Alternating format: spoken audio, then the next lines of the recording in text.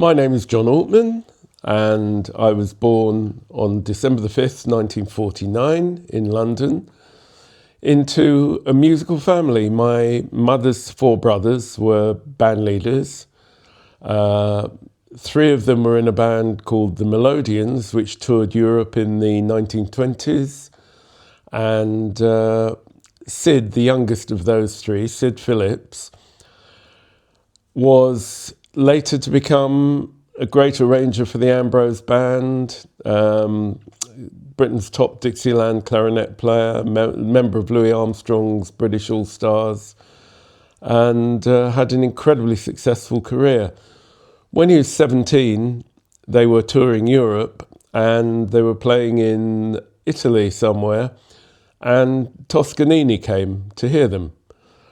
And he said, "Oh, I do like this music. I'm going to bring my friend tomorrow. He'll enjoy this." And he brought along Puccini. And Puccini went up to Sid, who was basically the leader of the band, although he was 17 years old, and said, "I like this jazz music. My next opera is going to be jazz. Could you teach it to me?" So Sid and Puccini developed a friendship. Didn't last long because Puccini didn't last that long.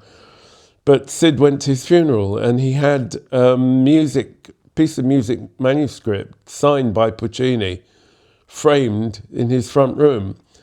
For years, I remember that vividly. The only problem was he had a rather large dog called Cromwell who destroyed it eventually. So that was the end of that. But obviously, growing up into a musical household, my mother's youngest brother, Woolf Phillips, was, at the time of my birth, conductor at the London Palladium. So he conducted for Sinatra, Judy, Garland, Nat King Cole, Duke Ellington, Benny Goodman, Joe Stafford, Bob Hope, Jack Benny, etc., etc., etc. And these were family friends when I was starting to become conscious at the age of 3, maybe 2, 3. Our visitors would be people like Danny Kaye and the Andrews Sisters and Sophie Tucker and Jack Benny. And Jack Benny used to put black boot polish on his bald patch in the days before hair dye, I guess. And it would come off on the antimacassars, which were a feature of everyday life in those days. And my mother would rush around the flat, "Oh, Jack Benny's coming over, hide the antimacassars," because the stain never came off, And then one day, Danny Kaye was round with my uncle Wolf, and they were playing records till about 4 a.m. And the neighbour knocked on the door, and "How dare you make that racket at 4 a.m? We were trying to sleep." And my mother said, "Oh, I'm really sorry. My brother brought Danny Kaye round." "Danny Kaye was here and you didn't call us?"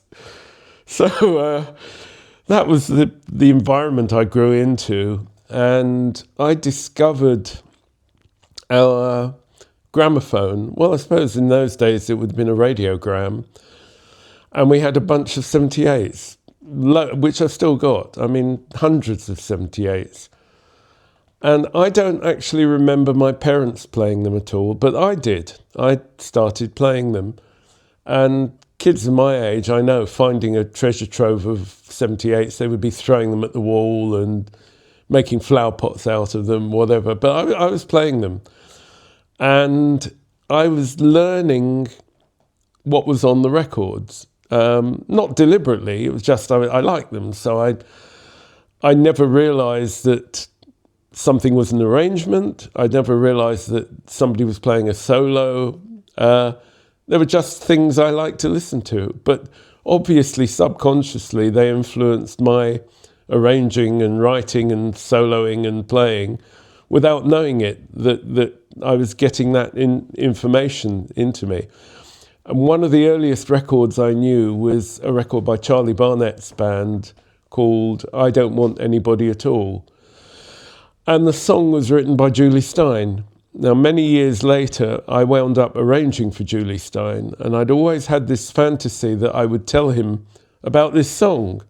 And he'd say, "Oh, you know that song. How do you know that song? That's not a well-known song." Anyway, I did this when I met him and said, the first song I really knew was I Don't Want Anybody at All. And he looked at me incredulously and said, how do you know that song? Turned to the other people in the room and said, I wrote that for Roy Rogers and Trigger.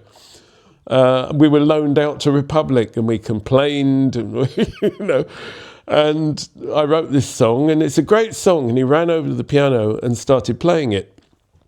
And he got to the bridge and he said, I can't remember the bridge. And I said, oh, and I ran to the piano and I played the bridge and we sang it in duet. And at the end, he hugged me and he said, we're going to get on great. And then all the time I was working with him, he was just telling me stories about Chicago in the 20s, and I knew all the characters he was talking about, which he couldn't believe either.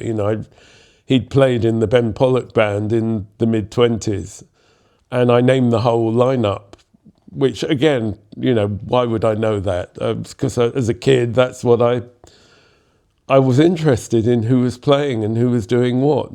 Jack Teagon's playing a trombone solo. That's Benny Goodman. So by the time I actually started playing music, I actually knew a lot about it without necessarily performing. And then I started piano lessons at the age of 7. And I started composing at the age of 7. I wrote little tunes for piano. And had lessons from 7 till 11 when my teacher got married, and I went to the school piano teacher, who on the first lesson said, well, you're doing everything wrong. You're playing, your fingering is incorrect, your posture is incorrect, you're rushing. We're going to go right back to the beginning. So I went home and said to my parents, I don't want to do this anymore. And I stopped. So that was it. My formal music education over at 11. But ironically, years later, when I was writing commercials, I went to a briefing about a W.H. Smith Back to School. And they said to me, we'd really like something that sounds like it was written by a 7-year-old. And I said, I've got the very piece. And out of the drawer came out of my brain came my 7-year-old composition, which I used on the commercial. So when you heard that commercial for W.H. Smith that sounded like it was written by a 7-year-old, it was, basically. But I went through primary school and I suppose I must have been a bit eccentric because the teacher said, bring in your favourite records. And everybody brought in Singing the Blues by Tommy Steele or Guy Mitchell, and they brought in Rock Around the Clock and Tubby the Tuba. And I took Texas Shuffle by the Count Basie Band. What a bunch of 7-year-olds must have made of that. I have no idea. Lester Young soloing, I'm sure the teacher just sat there and thought, what on earth is this? But at the age of 13, well, just coming up to 13, I always wanted to play saxophone. I don't know why. And my Uncle Woolf brought a saxophone round on the Friday. And I already played recorder, so he showed me the fingering. And that was Friday night. Saturday night, I played a gig. I have no idea. It must have been so awful. I mean, I think I could only play Green Onions.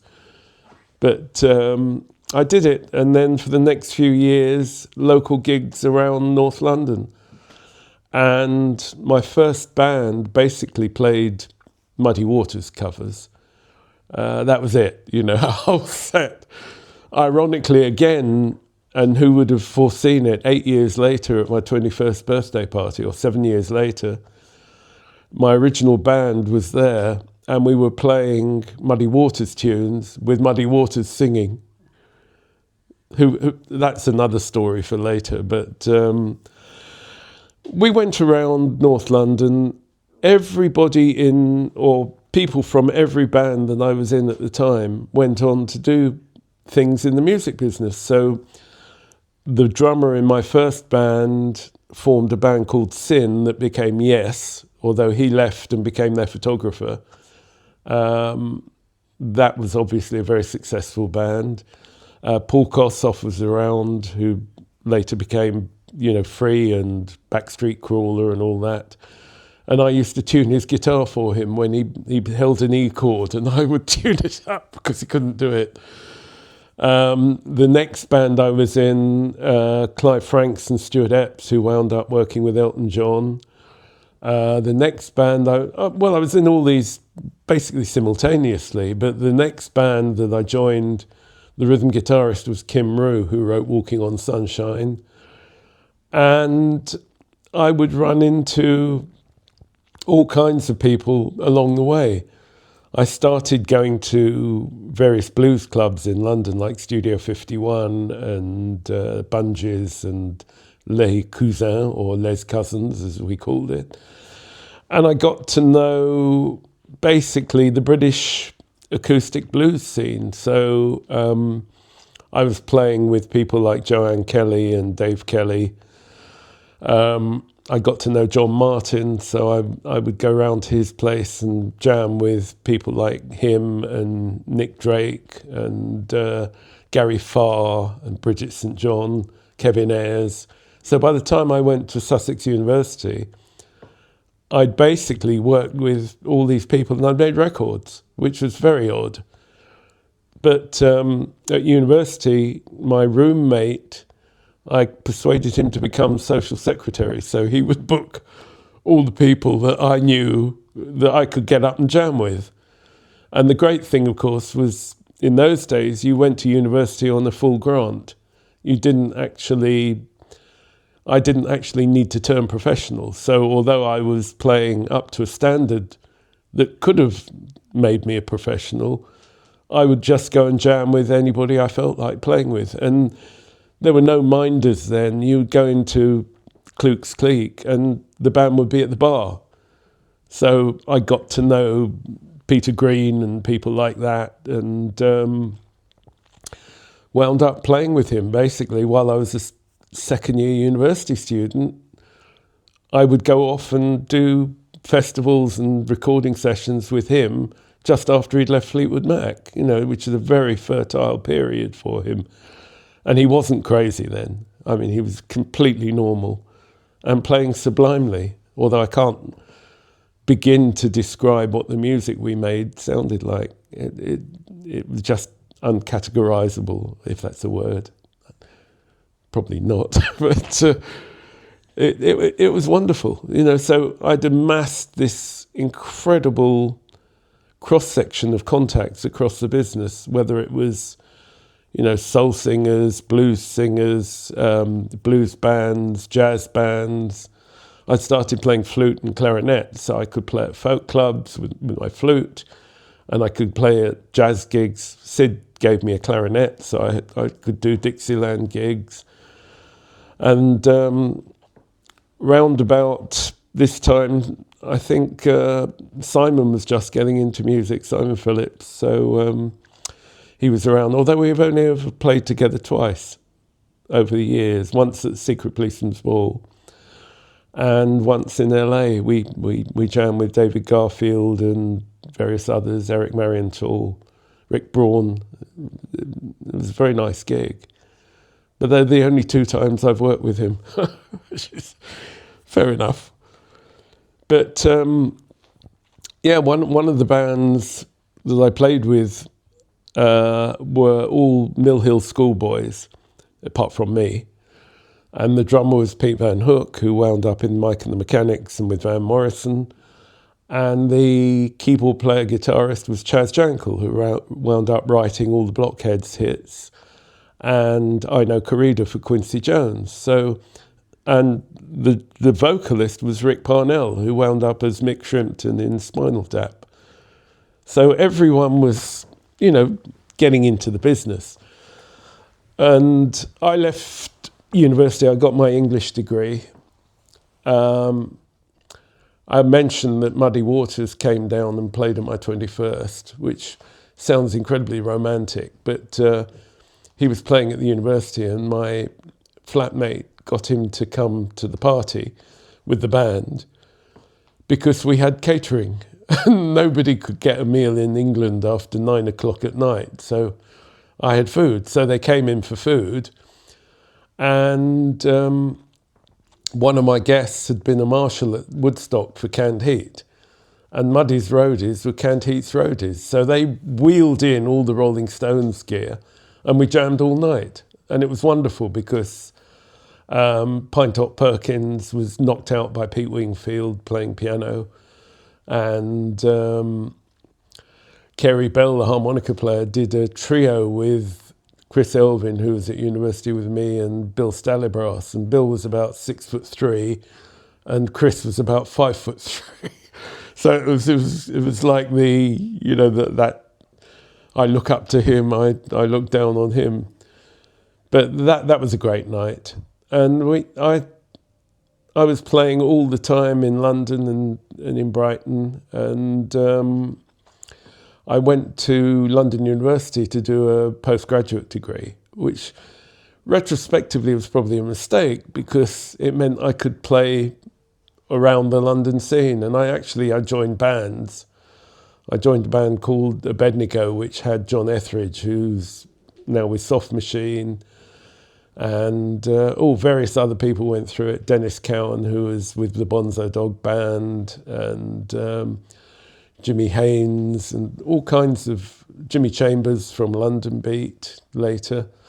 And we played around Europe and the UK, which was great. And we did this for ages, The thing about having Dennis Cowan, which was lovely, and we lost him far too early, was, of course, Viv Stansell was his close friend. And we had a showcase upstairs at Ronnie Scott's.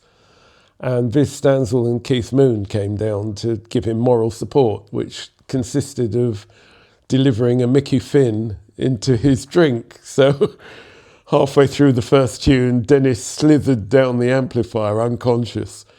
And we didn't know what to do, so we kept playing. So obviously all the bookers who came along thought, oh, what a bunch of druggies, we can't book them. We never got a gig out of it. But that was quite amusing. And I was jamming around London and quite happy and minding my own business. And I was a supply teacher,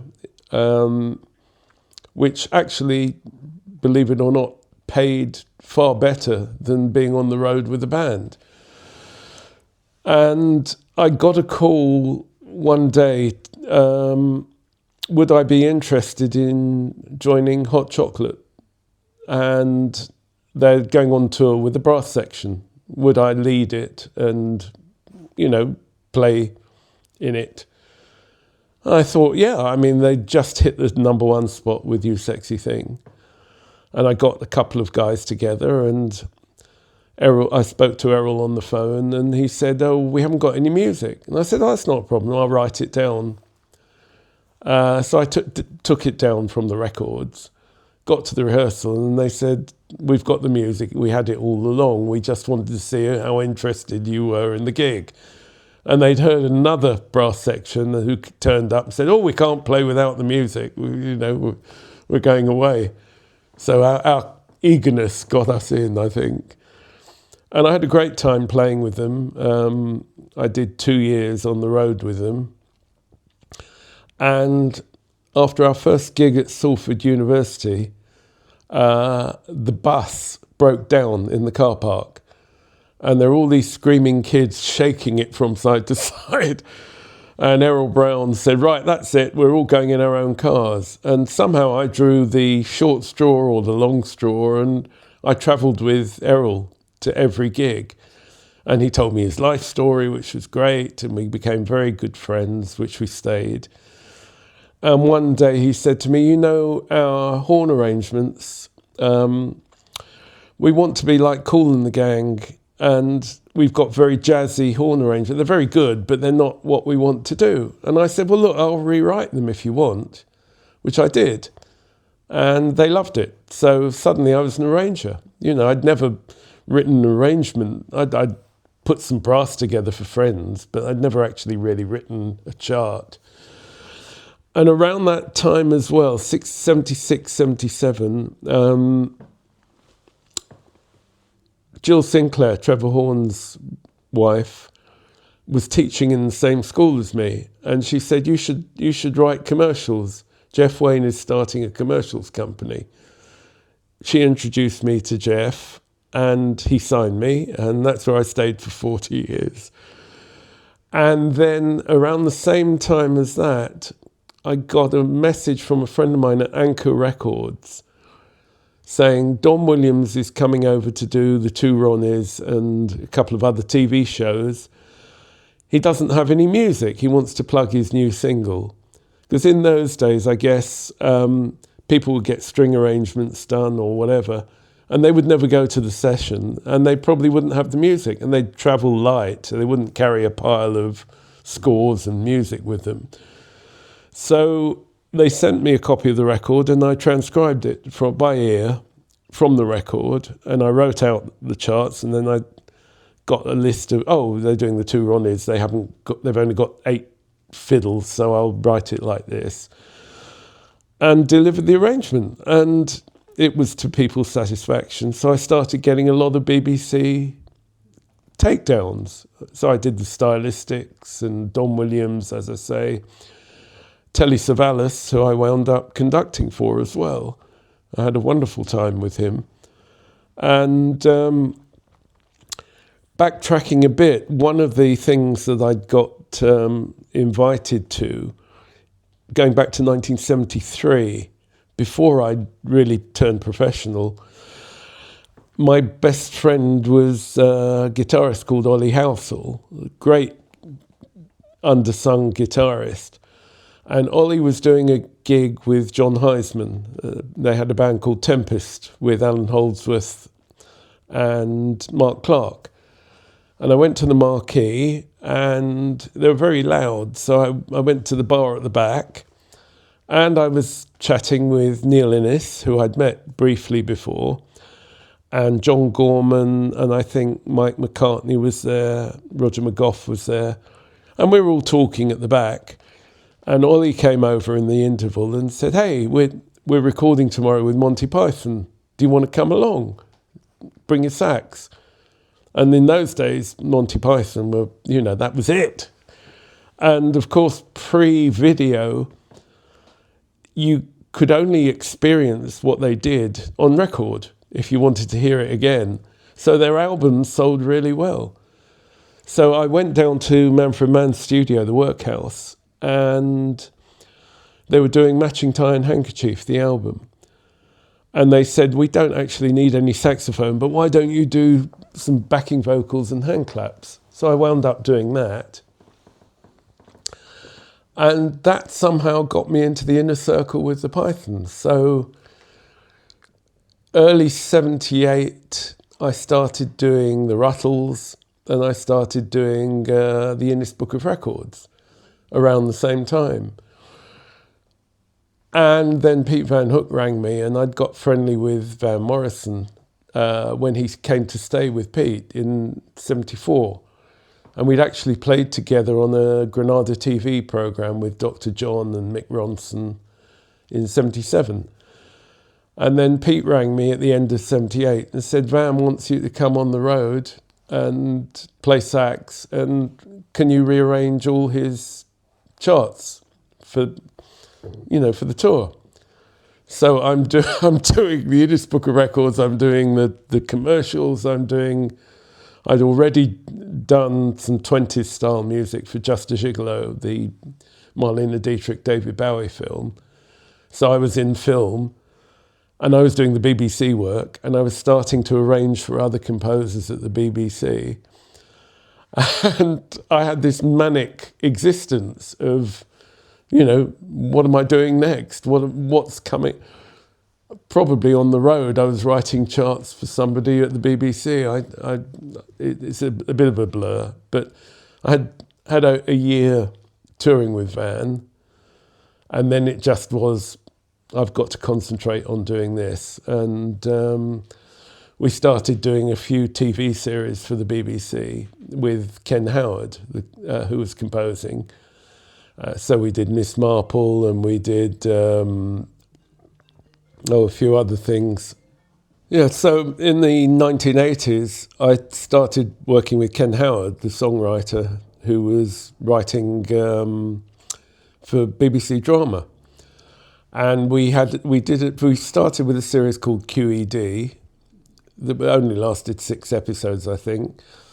Then we did By the Sword Divided, which was set in the Civil War, which again I think might have been 2 series or 1 series, I can't remember.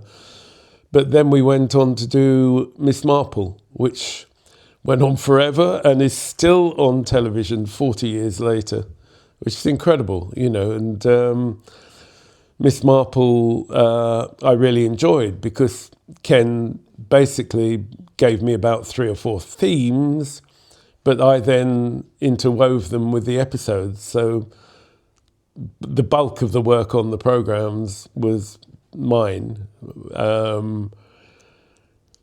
I think I can say that. I really enjoyed it. And then we did a film, Ronald Neam's last film, which I don't think they'd show again. But we were working together very well. And I guess that got me in with BBC Drama. And I started getting Plays for Today and Screen 2s, again, which are popping up on iPlayer now for some reason. And I've seen 2 or 3 of the ones I scored reappearing after 30, 40 years. So I was really busy.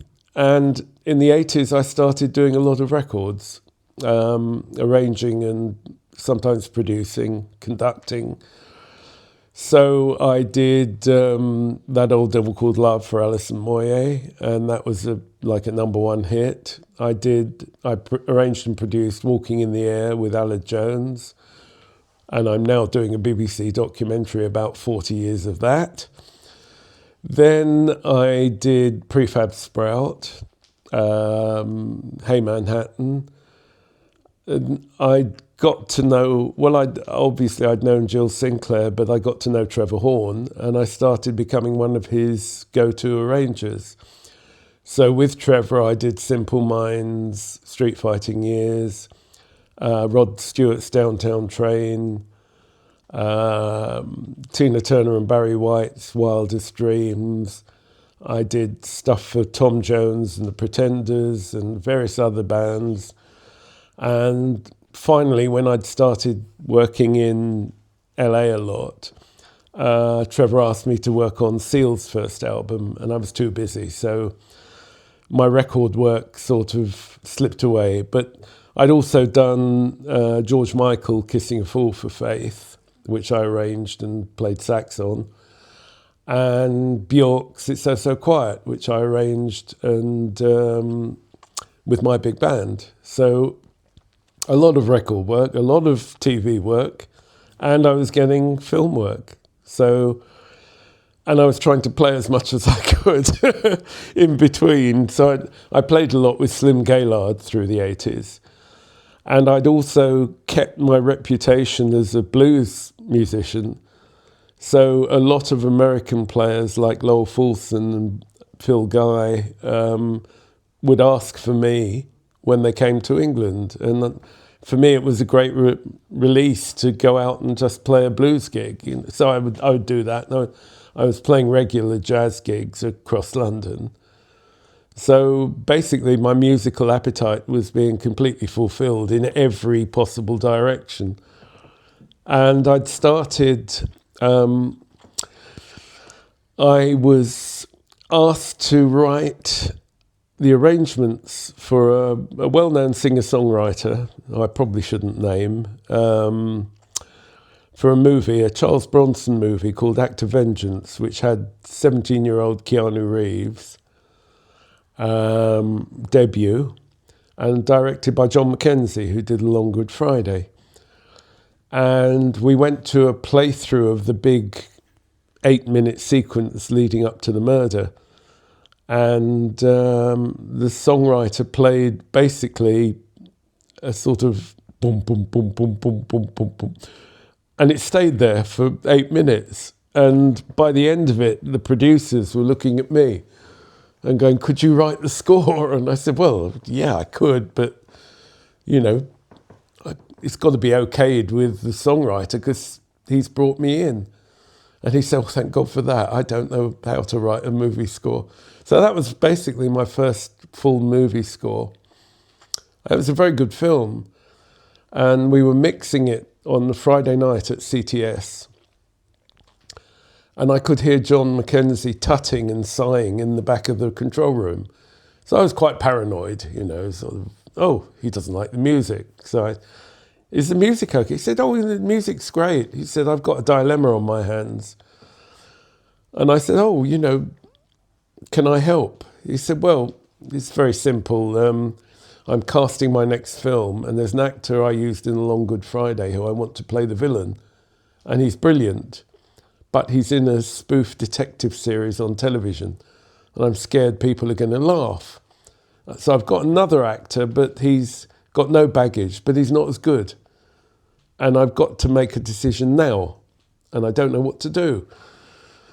And I said, well, if he's as good as you say he is, the audience might laugh when he comes on, but by the end of the film, they'll be going, oh, did you see how good he was? You couldn't believe it. He said, you're absolutely right.